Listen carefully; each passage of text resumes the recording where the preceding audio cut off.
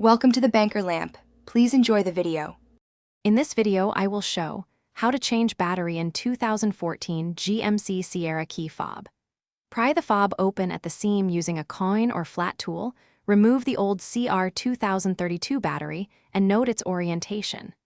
Insert the new CR 2032 with the positive side up, snap the case closed, and test the buttons at a short distance. If the fob still fails, recheck battery seating and consider reprogramming steps or dealer assistance. Prepare by collecting a CR 2032 battery, a small flat tool, and a clean work surface. Keep the vehicle nearby unlocked so you can test remote lock and unlock right after replacing the battery. Handle the circuit board carefully to avoid damaging contacts and ensure your hands are dry and free of grease. Having a flashlight helps find orientation marks and spring clips during reassembly to ensure a snug fit and reliable function. If you're finding this video helpful, please subscribe and like to support more how-to guides.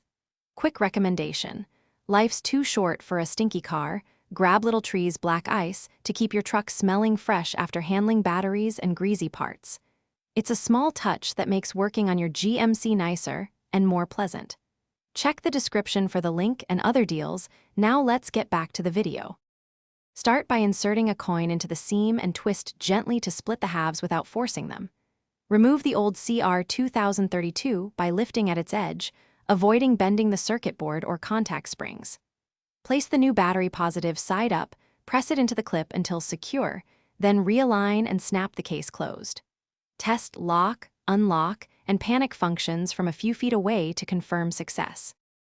Thanks for watching. If this was helpful, leave a like and consider subscribing. See you next time.